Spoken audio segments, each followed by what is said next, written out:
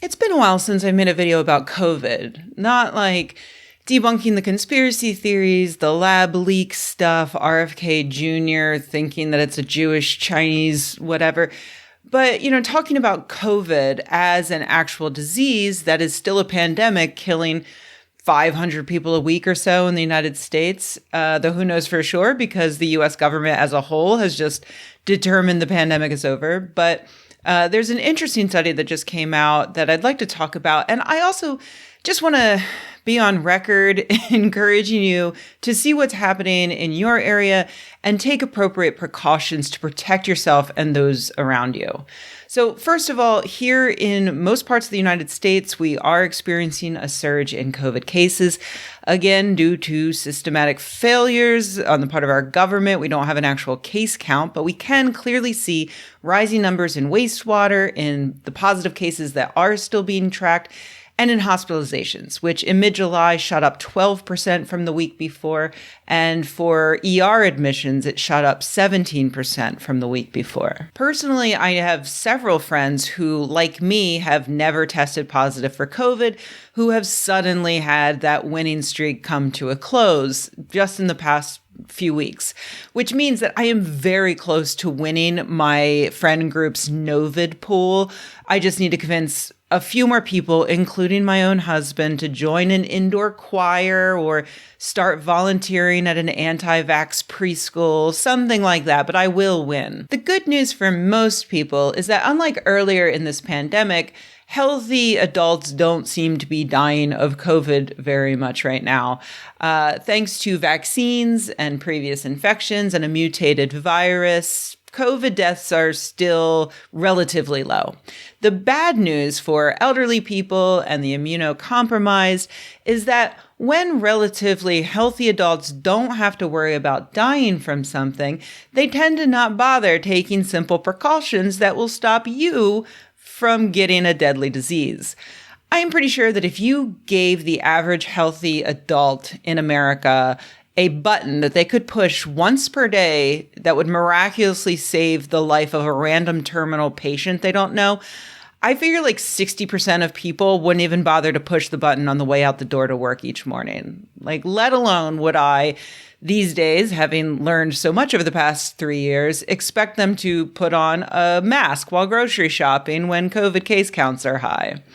In fact, despite reams of data proving that N95 masks are very effective at preventing the spread of COVID-19, you will still be able to just scroll down under this video and read people in the comments insisting that that's not even true.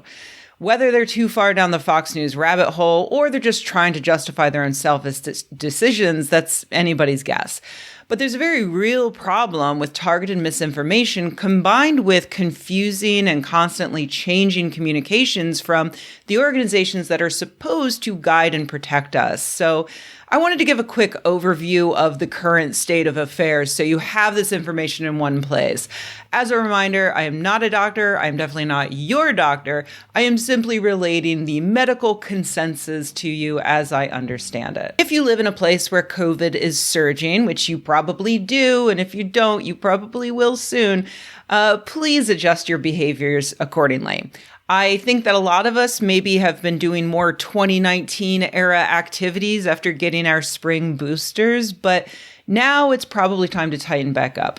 Wear a mask in indoor public spaces, avoid unnecessary crowded activities, and do an at-home test if you suspect you've been exposed or if you're experiencing symptoms. The most current variant is known as Eris. It's still a version of Omicron, and the most common symptoms are pretty much the same as usual: runny nose, sore throat, cold-like symptoms. Some research suggests that the best way to get an accurate home test is to swab your throat, your cheeks, and your nose instead of just your nose. I recommend you do it in the order that I just listed them, but you do you. If you do get a positive test result, it seems that most experts recommend that you quarantine until you get a negative test result. If you absolutely have to go out before that, definitely wear a mask, definitely avoid people.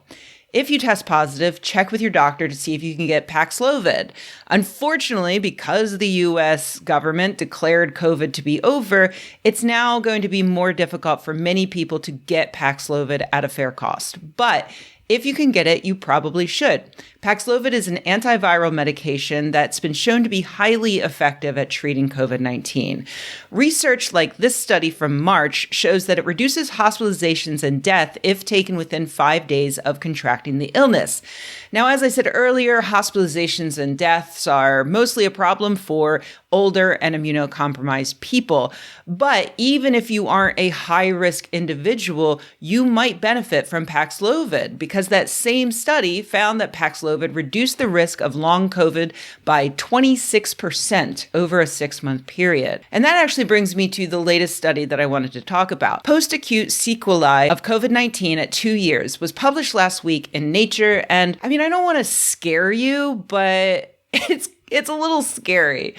Epidemiologists examined the medical records of nearly 140,000 veterans who contracted COVID-19 in 2020 before vaccines were available, whether these people were hospitalized or not. But they only looked at people who survived COVID for at least a month after.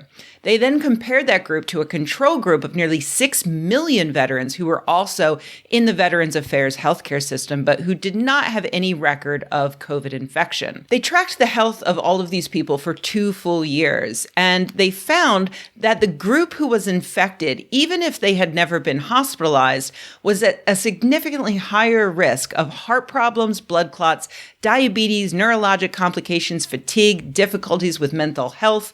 People who weren't hospitalized also had a higher risk of death in the following 6 months. People who were hospitalized obviously had even worse outcomes. To better illustrate how big of a problem this is, they then translated these complications into a figure known as a disability-adjusted life year, or DALY, each of which represents 1 healthy year of a person's life that they lose to illness. A COVID infection led to 80 disability-adjusted life years for every 1,000 people who were infected by COVID, but who weren't even hospitalized, which is a higher burden of disability than either heart disease or cancer, which caused about 52 and 50 DALYs for every 1,000 Americans. While most of the DALYs occurred in the first year following infection, a full 25% happened in the second year, indicating that long COVID really can be super fucking long, and it can be debilitating. While the people who were hospitalized had it even worse, with an increased risk of death even beyond that first 6 months, the researchers were completely shocked by these severe impacts for people who had quote-unquote mild cases that they were able to take care of at home, like the average healthy adult will be able to do during this surge.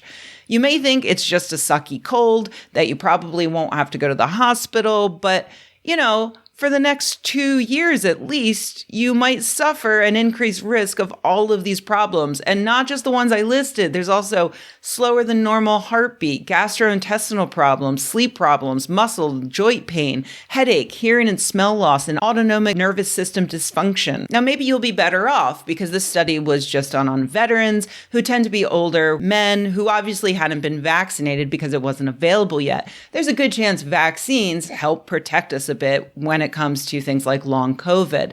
But this study is huge and very disturbing. So I really hope that you take it as a bit of a wake-up call. Even if you can't adjust your behavior slightly for immunocompromised people, even if you can't put that N95 mask on for the sake of the old lady in front of you at Kroger's, I hope you consider doing these things even for your own future self, for your own health.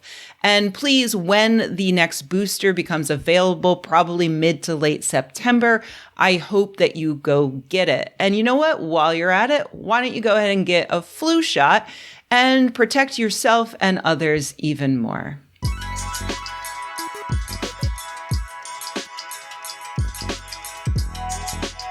Hey everybody, thanks for watching. If you enjoyed this video, please give it a like. If you loved the video, please subscribe. And if you think the world could use more videos like this and you happen to have a few bucks laying around, head to patreon.com/Rebecca and join an awesome community of nerds like the people whose names you see on the screen right now. Thanks.